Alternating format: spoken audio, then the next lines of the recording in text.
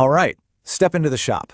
Today, you and we're not just following a recipe, we're carrying on a tradition. Right here, you're going to learn how to make a real Bockwurst and a proper wiener. So let's get to it. Now you got to understand something right from the start. This isn't about rushing. It's about respect. Respect for the meat, for the method. This is the real thing, a craft that's been passed down for generations. That quality, that tradition, that's what you can taste in the end. Okay, first things first. Every good sausage on this earth starts with what you put inside it. This right here, this is the foundation.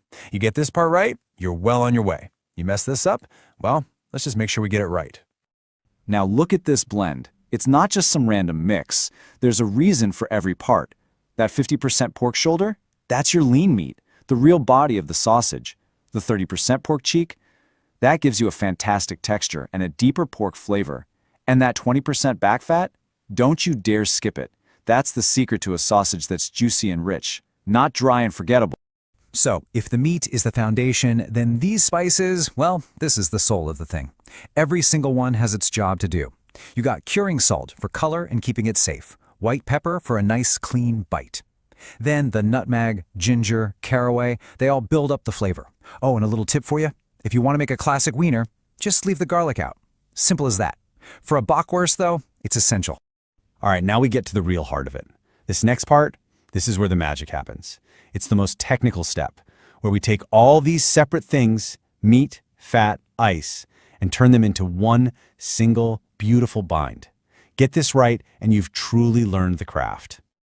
Okay, first we run all the meat through a 3mm grinder plate. But here's the one thing I can't stress enough. Everything has to be ice cold. We get that shoulder and cheek down to -2 Celsius. The fat can just stay in the fridge. Why? Because cold fat chops clean. If it gets warm, it smears, and a smeared fat will ruin your sausage before you've even started. That's the end of it. Now watch close, because when we build this emulsion in the cutter, the order is absolutely key. We start with the lean shoulder and half the spices. Then in goes the cheek with the rest of the spice mix. Then half the ice. That keeps it all cold and helps it all bind up. After that, the back fat goes in. And finally, the rest of the ice. You follow these steps and you're going to get a perfect texture every single time. Now, I want you to burn this number into your brain. 12 degrees Celsius. That is your absolute limit. The temperature of that meat mixture cannot, under any circumstances, go above this number. This is the golden rule. You break it, the emulsion breaks, and you've got a mess. You respect it, and you'll get that perfect, snappy sausage you're working for. So, the meat base is done. It's perfect. Now, it's time to give it a home.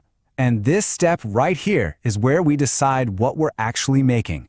Is it a wiener, or is it a Bockwurst? The answer is all in the casing. And here it is, plain and simple. This is the main difference between the two. For a wiener, you want a delicate, thin sheep casing. That's what gives you that famous light snap. But for a Bockwurst, you need something with a little more heft, a heartier pig casing. It's wider, thicker, and gives you a much more robust bite. See? Same soul, just a different jacket. Now let me give you a few words of wisdom from down the years. Always soak your casings in some warm water. It makes them nice and easy to work with. When you load up the stuffer, pack it down tight. You don't want any air pockets. And here's a little trick for you. Spray your filling horn with a little water. The casing will just glide right on.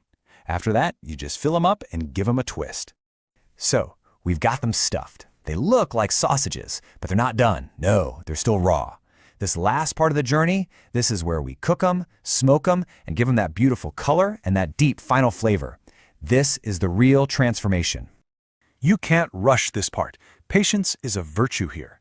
First, we hang them overnight. That lets the casings get good and dry. The next day, they go in the smoker at 60 degrees Celsius to dry out a little more and get that nice blush of color. Then we hit them with the smoke.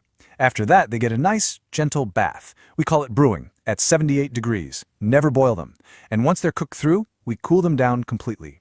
Every step builds the final flavor. And after all that patience, all that work and that care, you end up with this. This is the butcher's reward. Just look at that. The beautiful smoky color, the perfect plump shape. That is the result of true craftsmanship. We took raw ingredients and we turned them into something special. And there's a real deep satisfaction in that. They're ready to be enjoyed, and you know what? They're going to taste even better because you know exactly what went into them. every single step of the way. So there you have it. You've seen it all, from beginning to end. What I've given you here, it's not just a recipe, it's a skill. The knowledge is yours now. So the only question left is, what are you going to create with it?